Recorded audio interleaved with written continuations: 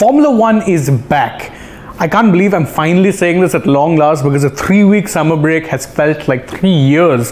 But yes, we're going to see some live F1 action this weekend as F1 returns to Belgium, specifically Spa-Francorchamps. Now, obviously, there's some interesting things to be talked about on the circuit itself. It's one of the more iconic circuits of the Formula One calendar. It has also interestingly undergone a bit of a relaying of the track, and there's been improvements made to the tune of around 80 million euros.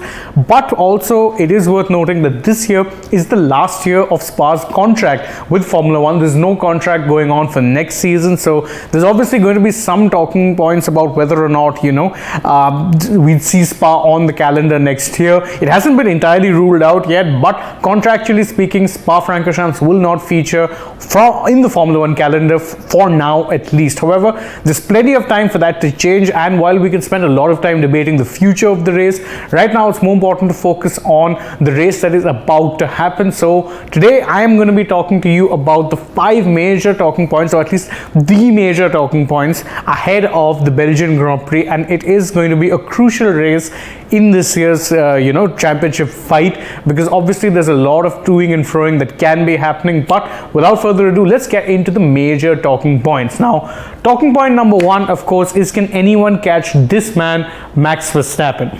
Obviously, Verstappen has had a spectacularly brilliant first half to the season. He's been helped, of course, by the fact that his nearest title rivals, Ferrari, have shown a lot of ineptitude and unreliability. But the simple fact of the matter is you cannot fault Verstappen, the defending world champion, for taking his chances and taking them well.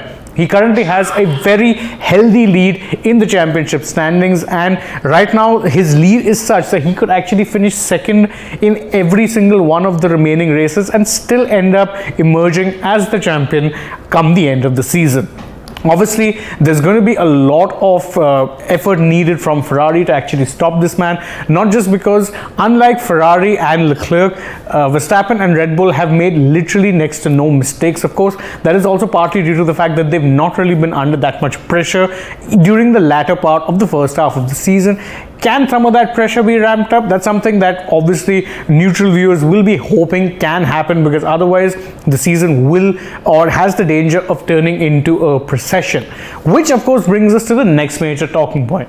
What can this man, Charles Leclerc, and his team Ferrari do to actually ensure it doesn't become a procession? Well, with Ferrari, you can say that they have one of, if not the fastest cars on the grid. However, there have been 2 major issues so far when it comes to, or 3 major issues when it comes to their title tilt in 2022. One, their car has suffered from reliability issues, so there have been a few DNFs.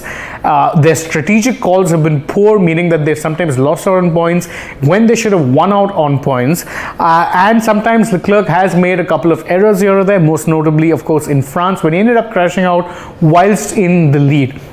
Now, obviously, that combination means that Ferrari are far behind Red Bull, both in the Drivers' and the Constructors' Championship, and they're going to need to have shown that they've learned from their mistakes and that they will pull up their socks and actually put on a credible challenge come Spa-Francorchamps, because really at this point, they need to be winning practically every race and hoping for miracles that maybe Red Bull suffer from reliability or even strategic failures for them to even stand a chance of potentially winning the 2022 titles. And of course, it's not just Red Bull that Ferrari have to worry about, and that brings us to our third point. Can Mercedes get closer to that all-elusive win? Now again, it's a bit of a shocking thing that Mercedes, who have dominated the sport since 2014, have yet to register a single win so far this season. Their struggles have been well documented, especially on this channel by me, a Mercedes fan. I can't say I'm long suffering because, well, there's been a lot of glory, but 2022 has been a bit of a slog if you support the German constructors. Now, obviously, there has been signs of improvement in recent times, and remember, the last 2 races before the summer break, they ended up taking back-to-back podiums, but their race pace, whilst improved, still doesn't match the Red Bulls or the Ferraris. In fact, they're just slightly behind both. However, team boss Toto Wolff has come out in public and said that we feel we are moving closer to a race win, which means that these 2 men, George Russell and Lewis Hamilton can reasonably be confident of competing for top honors sooner rather than later. When exactly that will be, we don't know yet, but we will be watching all of the sessions at Belgium closely to see how much Mercedes have reduced the gap, and whether or not it could end up being a three-team fight for race wins come the second half of the season. Of course, F1 in this year at least, and in fact from last year too, we've seen a very competitive midfield battle, but there's two teams that are tied for the position for best of the rest in the midfield, and both of them have been, well, let's just say they've been caught up with some driver silly season upheaval through to the end of the 2023 season. However, both teams have terminated, the parties have terminated the deal, and as such, we don't know what exactly is going to be going on with Ricciardo. He said that he wants to continue racing in F1, but as of now, there's been no official confirmation of him joining another team, just that he will be leaving McLaren. However, before he leaves McLaren, he doubtless want to ensure that this stint, which has been pretty disastrous for him, ends on a high. So are we going to see, some flashes of brilliance at Spa and in, of course, the remaining races?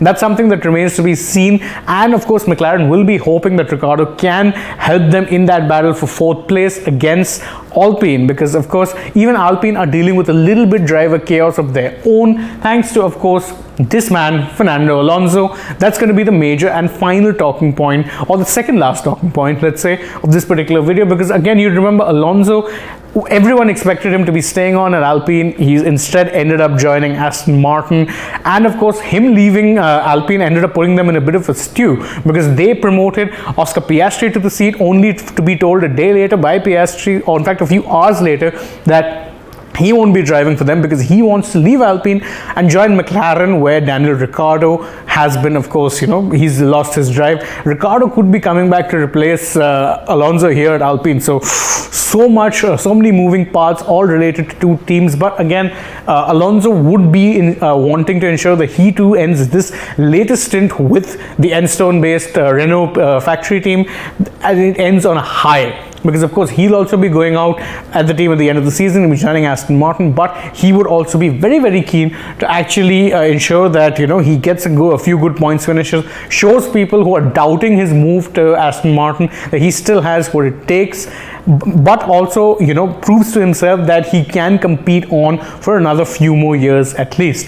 As I was mentioning, I know that this is technically not directly related to the race, but there's also other driver moves which could potentially be happening, and the other one which I have to talk about is of this man Mick Schumacher. Now, Schumacher has done reasonably well at Haas, at least during the second part of the first season, but before that he'd had a few expensive crashes, and as things stand, he's still not secured of a seat in Formula 1 for 2023. That of course could change, but right now there's few if any options for him, because realistically the only other options would be maybe Alpine or Williams. Would he go to either of those teams, or would he have no choice but to go to either of those teams?